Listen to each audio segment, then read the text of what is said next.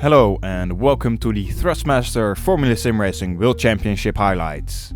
Today is round 5 from the 4.3 km long Circuit de Gilles Villeneuve in Canada, with a 0% chance of rain today. Patel leads the championship by over 30 points to Jonas Simoncic and Lars Brugman. The lower parts of the top 10 are all pretty close. Musto are comfortable in the Constructors' Championship with double the amount of points of Go Speed on second and Flag to Flag in third. Born to Win still without a point so far. For the grid we see Simoncic taking pole position, another front row for him. Alongside Florian Becker, the rest of the top 8 was covered, but less than 1/10 of a second, including Fran Lopez on his debut for Invictus. Kamil Wijswa was also a good showing. The Twister boys won't be happy down in 13th and 17th. And Vopel was also struggling with Lars Brugman down in 20th position. With Patel still close to the front of the grid and leading the championship by a fair amount of points. Can anyone stop this dominance from him in this round? Let's find out, shall we?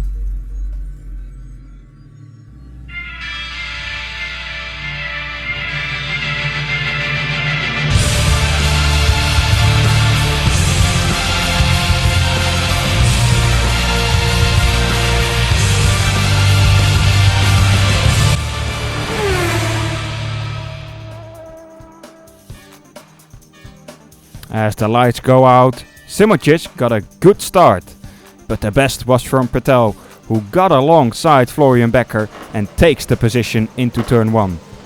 The cars behind followed nicely. That is not including Paresis, who collided with his teammate as he tried to go through a gap, forcing his retirement as he hits Timo Valkejärvi also.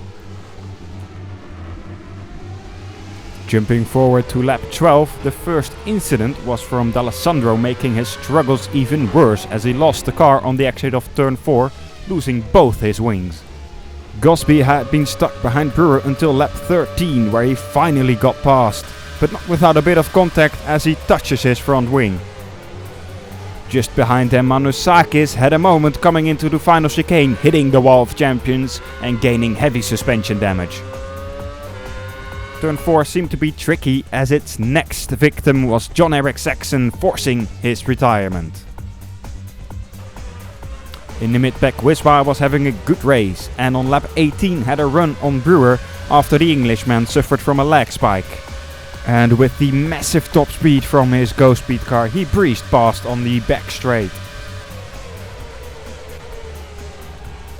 Stefanko was the first to pit at the end of lap 21, with a few others starting the first sequence of stops. The leaders followed 2 laps later, with Simoncic going for the options again, the reverse of Patel. Becker in P3 also missed his pit box. This also meant that he rejoined behind Fran Lopez, but also just in front of the ACR car of Michi Hoyer. Daniel Kish pitted at the end of lap 25, but Gosby stays out all the way to lap 26, using the overcut to good effect. As the cars that were in front of him were battling hard in the pit stop phase, he rejoined in P3. Lopez was trying to catch him but made a mistake in turn 3, costing him some time. Risto Capet was having a quiet race in general, but he had some lovely side-by-side action together with Kamil Wijswa coming into turn 8. He had to yield, however, in turn 9.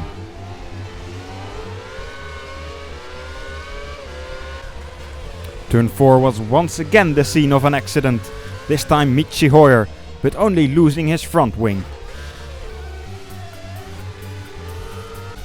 Mashuli was looking racy on lap 37 with a neat move up the inside into turn 1.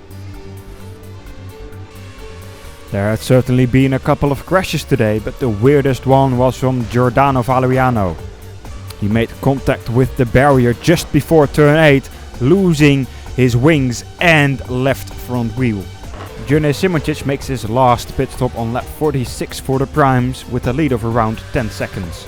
He comes out just in front of Martin Gosby in P3. Patel makes his pit stop on lap 49. But for a set of the option tires in an attempt to catch Simoncic. He is followed by Florian Becker. Kish then pits and comes out ahead of Florian Becker.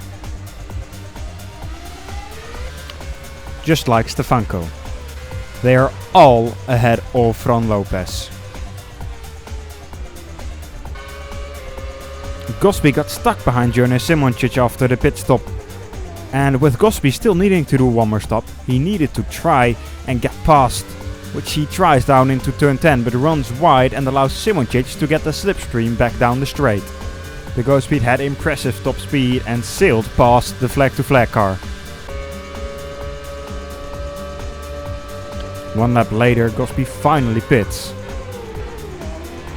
He goes onto the option tires, coming out well clear of the cars behind.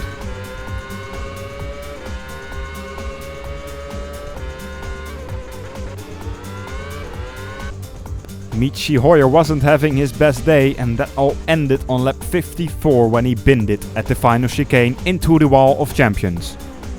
He was soon followed by Risto Capet, who retired after contact with the wall due to a spin in turn 2. Turn 4 was also still claiming victims. This time it was Fran Lopez who got some wheel spin and couldn't quite save it. He lost his front wing. However, today was all about Jonas Simoncic.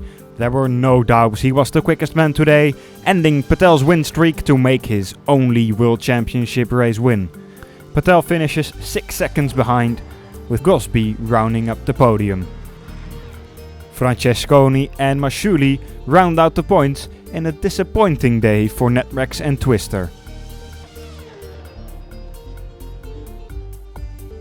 Mohamed Patel still leads the Drivers' Championship, but the gap between him and Jonas Simoncic closes. Daniel Kish moves up to 5th, Martin Stefanko to 6th, and Florian Becker shares 9th position together with Michi Hoyer. In the Constructors' Championship, Musto Racing is still leading with 121 points. Ghostspeed behind them has 71, Flag to Flag moves up to 3rd with 66 points, and below that it is Avid Chronic Racing, Footpool, Twister and Born to Win is still without a point. With Patel's win streak ended, can others maybe challenge for wins? You can find our next race on FSR's YouTube channel. Subscribe so you don't miss any action. If you would like to get involved into FSR, check out the links below in the description. Thank you for watching, and also to Cameron and Rodger for making the highlights. I have been your commentator, Felix van Delft. See you next time.